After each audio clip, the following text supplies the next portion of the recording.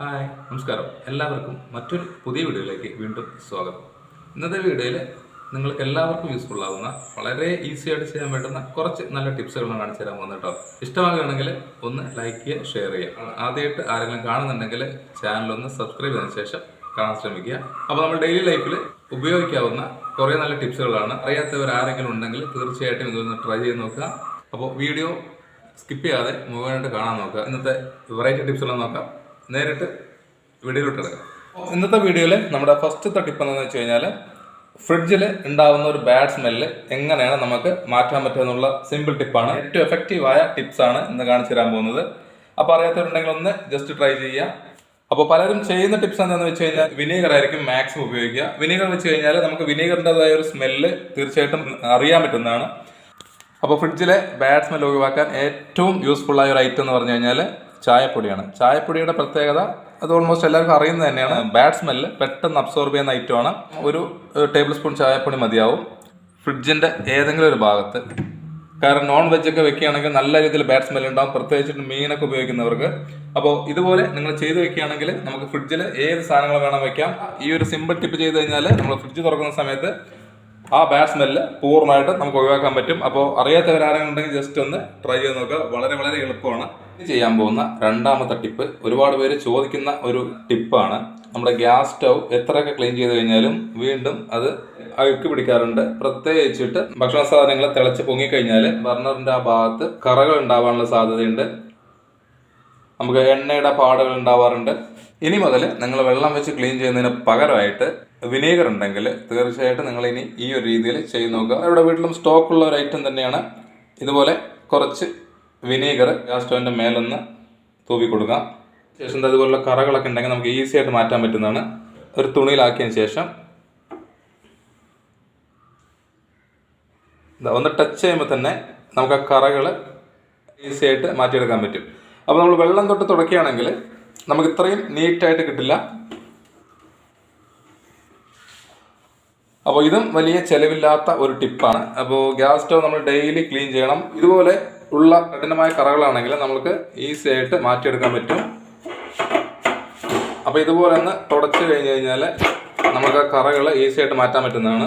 പ്രത്യേകിച്ചിട്ട് യാതൊരു സൊല്യൂഷനും ഉണ്ടാക്കേണ്ട യാതൊരു ആവശ്യമില്ല. സോപ്പൊന്നും നമുക്ക് ഉപയോഗിക്കരുത്. സോപ്പൊക്കെ ഉപയോഗിച്ച് കഴിഞ്ഞാൽ ഇതിൽ പിന്നീട് സോപ്പിൻ്റെതായ ഒരു സ്റ്റെയിൻ കറയുണ്ടാവാനുള്ള സാധ്യതയുണ്ട്. അപ്പോൾ മാക്സിമം വിനീഗർ വെച്ച് നിങ്ങൾ ക്ലീൻ ചെയ്തെടുക്കുക. നല്ല നീറ്റ് ആൻഡ് ക്ലീൻ ആയിട്ട് നമുക്ക് ഗ്യാസ് സ്റ്റവ് ഉപയോഗിക്കാൻ പറ്റും. അപ്പോൾ ഇനി അടുത്ത ഒരു സിമ്പിൾ ടിപ്പാണ്. ഇത് നിങ്ങൾക്ക് യൂസ്ഫുൾ ആവുന്ന ടിപ്പ് തന്നെയാണ്. അപ്പോൾ പഞ്ചസാര നമ്മൾ എത്രയൊക്കെ ടൈറ്റായിട്ട് ഇതുപോലെയുള്ള പെട്ടികൾ ഇട്ട് വെച്ചാലും രണ്ട് കുഴപ്പങ്ങളാണ് ഉണ്ടാകുന്നത്. ഒന്ന് ഉറുമ്പിൻ്റെ ശല്യം ഉണ്ടാവും, കൂടാതെ പഞ്ചസാര കട്ടി പിടിക്കാനുള്ള സാധ്യതയുണ്ടാവും. പ്രശ്നം മാറ്റാൻ വേണ്ടിയിട്ട് ചെയ്യാൻ പറ്റുന്ന ഒരു അടിപൊളി ടിപ്പുണ്ട്. അതെന്താണെന്ന് നോക്കാം. വേണ്ടത് ഒരു തീപ്പെട്ടിയുടെ കോലാണ്. ഈ ഒരു പോർഷൻ വേണ്ട. മരുന്നിൻ്റെ ആ ഭാഗം മാറ്റിയതിന് ശേഷം ഇതുപോലെ ഒന്ന് ഇട്ട് വെച്ച് കഴിഞ്ഞാൽ നമുക്ക് പഞ്ചസാര കട്ടി പിടിക്കുന്നത് 100% ഒഴിവാക്കാൻ പറ്റുന്നതാണ്. അതുപോലെ തന്നെ ഉറുമ്പിൻ്റെ ശല്യം ഉണ്ടാവില്ല, മറ്റുള്ള പ്രാണികളുടെ ശല്യം ഉണ്ടാവില്ല. വളരെ ഈസി ആയിട്ടുള്ള ടിപ്പാണ്. തീപ്പെട്ടിയുടെ കോലില്ലെങ്കിൽ നമ്മൾ ടൂത്ത് പിക്ക് ആണെങ്കിലും കുഴപ്പമില്ല. പക്ഷേ ഇത് എല്ലാവരുടെ വീട്ടിലും ഉള്ളത് കൊണ്ടാണ് ഞാൻ ഈ ഒരു തീപ്പെട്ടി കോലെടുത്തത് കേട്ടോ. ഉറുമ്പില്ലാതെയും കട്ടി പിടിക്കാതെയും നമുക്ക് മാസങ്ങളോളം സൂക്ഷിക്കാൻ പറ്റും. ഇനി അടുത്ത യൂസ്ഫുള്ളായ ഒരു ടിപ്പാണ്. വാങ്ങി സൂക്ഷിക്കുന്ന ഒരു സാധനമാണ് വറ്റൽമുളക്.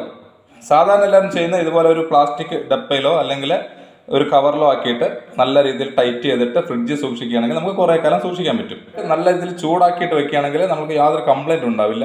പക്ഷേ മഴക്കാലത്തൊക്കെ ആണെങ്കിൽ നമുക്ക് ചിലപ്പോൾ അത് ഉണക്കിയെടുക്കാൻ പാടായിരിക്കും. അപ്പോൾ അങ്ങനെയുള്ള സാഹചര്യങ്ങൾ ചെയ്യാൻ പറ്റുന്ന ടിപ്പാണ്.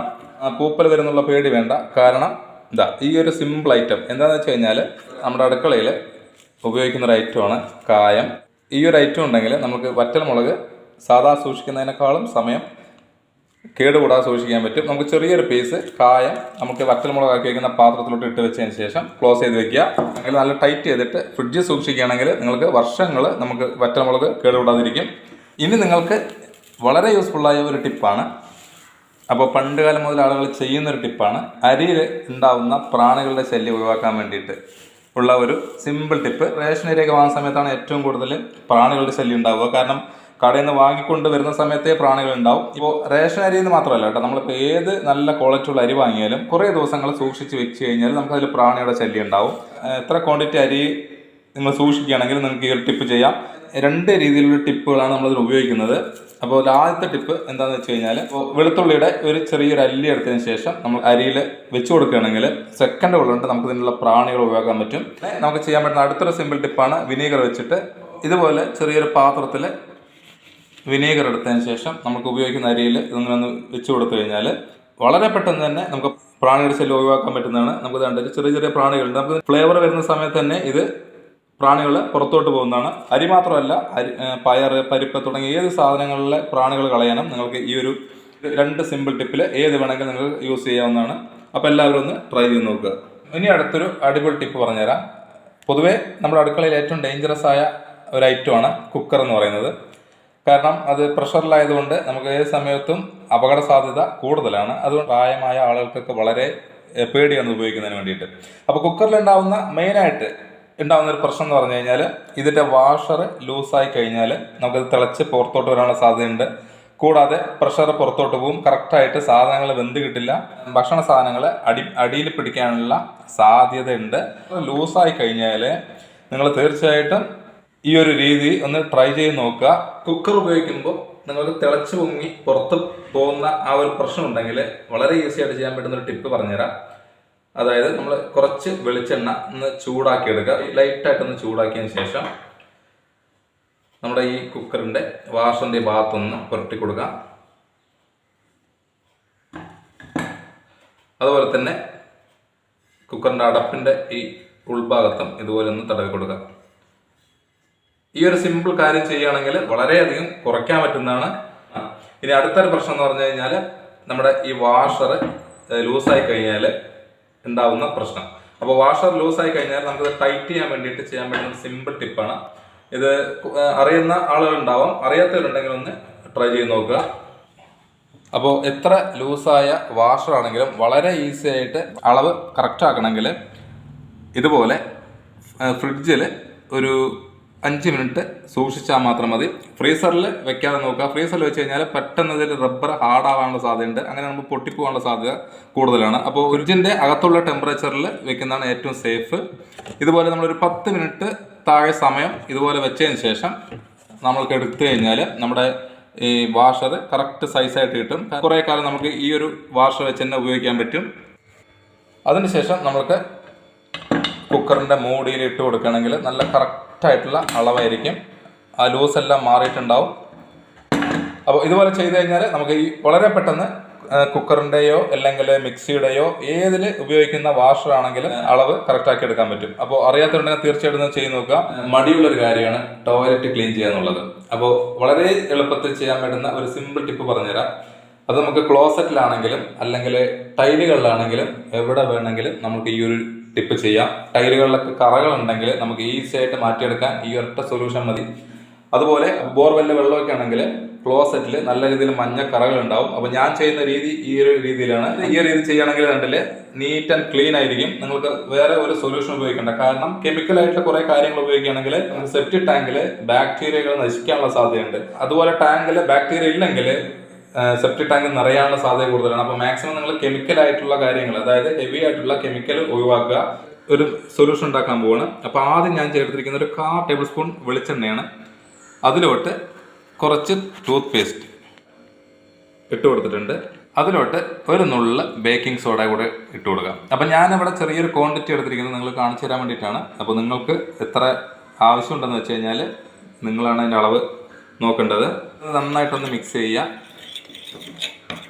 ഇത് അടുക്കളയിലെ ടൈലാണ്. അപ്പോൾ പ്രത്യേകിച്ചിട്ട് അടുക്കളയിലെ ടൈലിലെ പ്രശ്നം എന്ന് പറഞ്ഞാൽ എണ്ണ ചൂടാക്കി ഉണ്ടാകുന്ന ആ പുക പോലും നമുക്ക് ടൈൽസിൽ കറയായിട്ട് മാറാനുള്ള സാധ്യതയുണ്ട്. അപ്പോൾ അത് നല്ല ഹെവി ആയിട്ടുള്ള കറകളാണ്.